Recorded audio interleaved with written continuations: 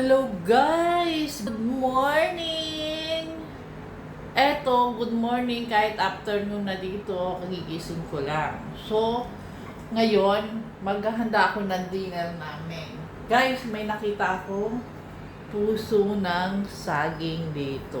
Alam niyo ba to? Ito ba yung mga ginugulay natin o yung puso ng saba? Pero anyway, nakita ko puso, kahit anong puso pa siya, sariwa siya, gugulayin ko siya kasi namiss ko yung ginataang puso sa Marinduque. Tapos, papaya. Sobrang laki na papaya ko. Magagata ako. So, iyan ang ating ilalako. Iyan ang ating gugulayin for today. So, gulay na papaya at puso. May nyug ako na binili. Nagkayod na. Nalalahukan ko na lang nito para maipagpakarakot. Tapos, hipo. Tsaka konting baboy. Mga isang gayat lang. Ayoko ng maraming baboy. Tapos lalagyan na lang natin siya ng mga dilis or any bagoong isda. Wow, may bagoong isda pa kasi konti. Ayan. Galing pa pang Marinduque. Dinner for today. So magpe-prepare tayo. Ang ating menu, ginataang puso. Okay. Okay. Ito na nga guys. So ayan. Tuturuan ko pa kayo kung paano natin kakatayin itong ating puso. Ito diba yung ginagawa banana toast? Parang ang sarap pagbayuin ito. Tapos ilahok natin sa mga. Masarap din yan. I-dry natin. Ikikip ko. Masarap ko sa mga humba. O, diba? Sarap din yan. Isasama natin yan sa pagluto ng adobo, humba, or ano. Pagkikatan ko po dyan. Kailang yun, at least pag lang tayo ng pesos. Namis ko doon. Pwede kaya kailangan hiwain na natin sa mga kapalpa. So, diba? Pwede na siguro ito. Mura. So, ito na lang yan. Oh, dahil dito ang puso dito. Sabi natin. Kasi gulay pa to guys. Pwede pa natin yung diba? Gulay pa lang yan. Pwede pa natin ilawag sa mga adobo-adobo. Diba? Healthy naman yan. So, ayan. Mabilis lang akong pie. Dito ko lang.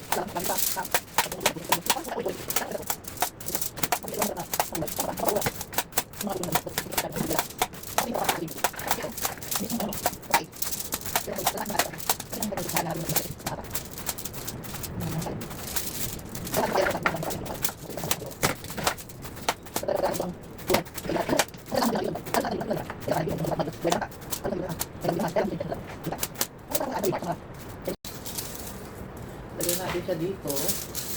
Tapos lagyan natin siya ng asin. Kasi hindi natin siya hugasan. Ito na. Lagyan natin siya ng rock salt.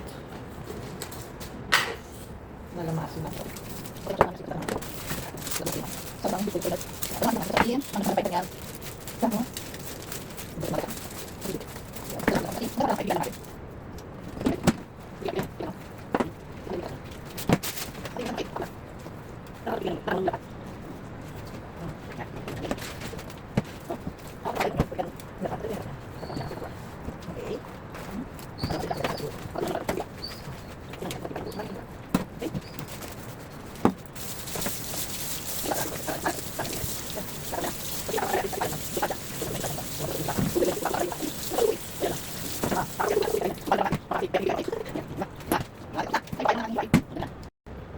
Okay lang naman, huwag na tayo mag-grab sa papaya kasi okay lang din naman yung katas ng papaya sa skin. Pampanipis din ng mga kalyo-kalyo yan ng kamay. Yan ang ginagawa namin dati pag makakapalang kalyo na kamay namin at saka yung talampakan. Ang dagdagan ko. Kalahati lang siguro yung ating lutuin.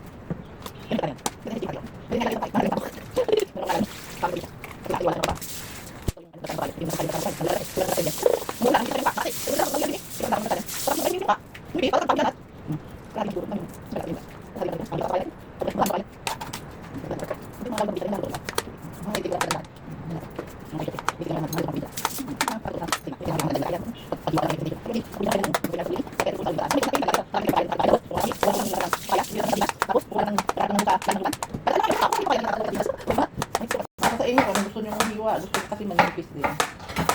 Ganyan. Diba? Gusto ko yung ganito mga hiwa lang. Para ka lang nasa, diba? Ito hiwa lang. Kapaw-kapaw lang. Ganyan lang. Ha? Masarap na yan. Gawan mo lang ng konting baboy. Tapos, maraming dito eh. Sabi ko, ginatan lang at kakadilis. Okay na eh. Baboy.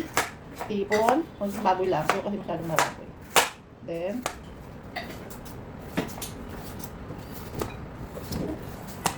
tama yun. Okay, okay. Okay, ganyan lang.